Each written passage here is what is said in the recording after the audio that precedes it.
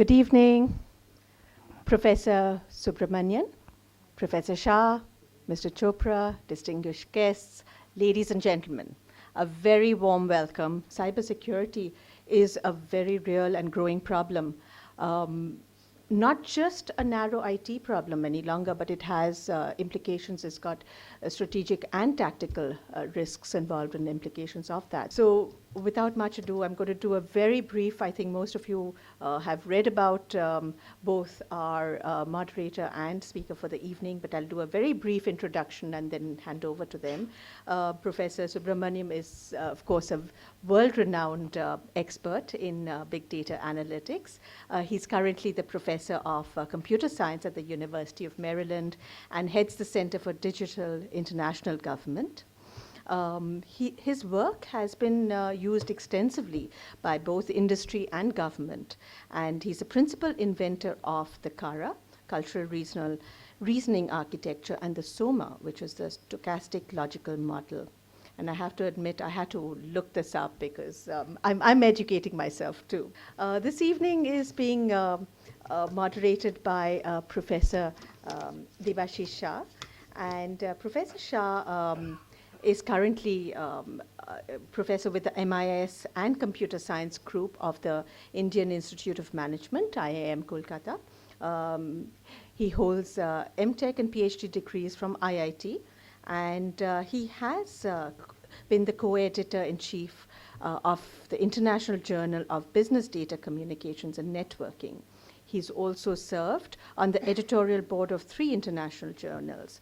Dr. Shah was a recipient of the prestigious Career Award for Young Teachers from AICTE, Government of India, and is a SERC visiting fellow with the Department of Science and Technology, Government of India. Can you tell me what is the most important private information you have today in cyber world? Your name, your address, your place of birth, anything? Can you tell me what is that? Most important in Indian context? Bank account information? Any other guess? Sorry? Data? Which data? Company's data, okay. Any other guess? Aadhaar card, credit card number? Any other guess? Password, okay. Any other? No? Students?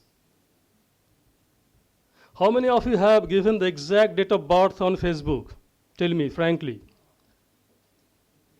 See, everything is gone. Date of birth. If you look at Indian scenario, the date of birth is currently the most important thing. And most of the time, you'll get a phone call, sir, I'm calling on behalf of XYZ, not directly from XYZ. Please notice the term. Every time they will say, I'm calling on behalf of XYZ.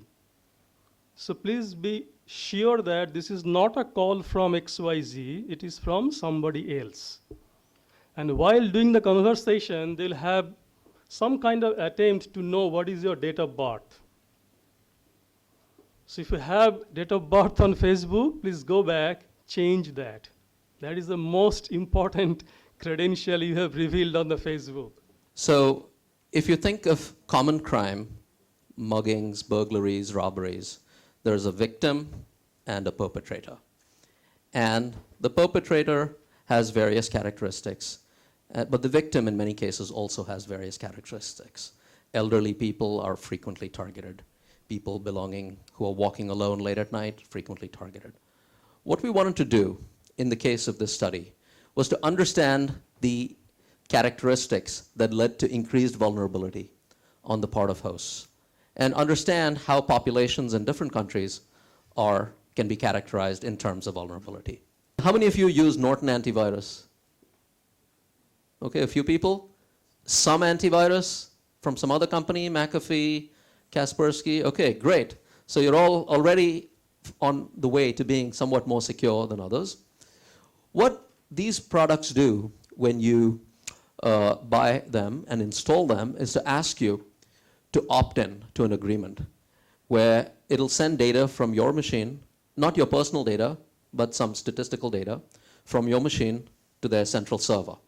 So they can understand the characteristics that distinguish between machines that are susceptible to a particular attack and those that are not, and thus help improve their protective products. So for the human vulnerability study, we looked at 8 months of data from Symantec, incorporating in all about 1.5 million machines, and over about 13 billion malware and telemetry reports.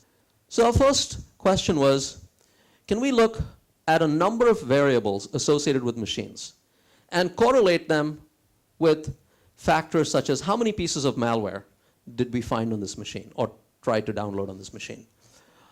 So the bad news is India is, according to either measure, either here, one of the 2 most vulnerable countries in the world, okay? And I mean, the good news is we're in the company of a very highly developed economy, South Korea, but that shouldn't really make us very happy. So if I was sitting in Delhi in charge of security for India, I would be very worried about this. And effectively, cybersecurity is not a purely national game. As you all know, attacks are coming from everywhere, whether the attacks are targeted at Indian citizens or elsewhere. But let me say one thing. The countries we usually think of as being very strong on the cyber offense side are not necessarily the strongest on the cyber defense side. So the US, in terms, which I've heard mentioned, both in terms of being most vulnerable earlier on and least vulnerable a few minutes ago, is somewhere in the middle.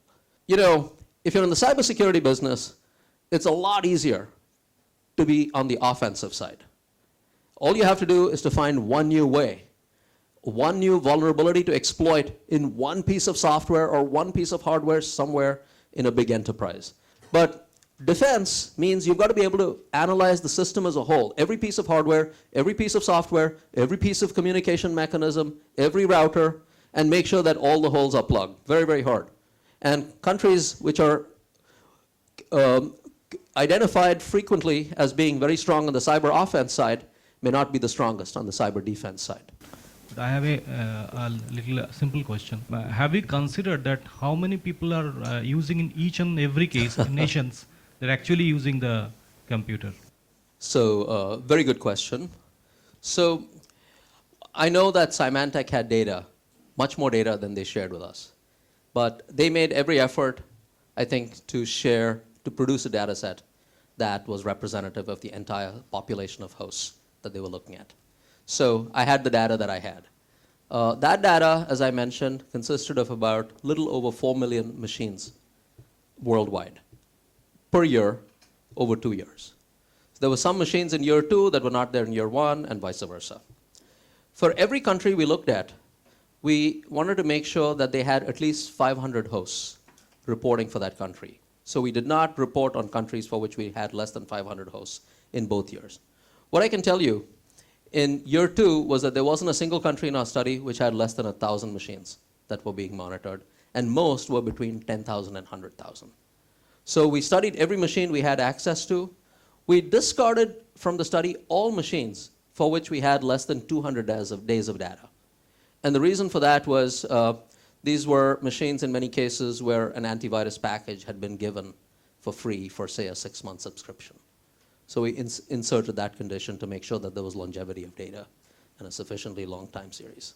We are all now talking about smart cities, but now the smart cities will be also very threatened cities, because if everything is operating with a with a processor or computer, then they are all open to threats. So we have some people from the police department here, and I said now we need some cyber policing also required. Very, very trained and highly competent cyber policing. All these smart cities will need smart policing also. Thank you, Ritashri, for organizing such a lovely program.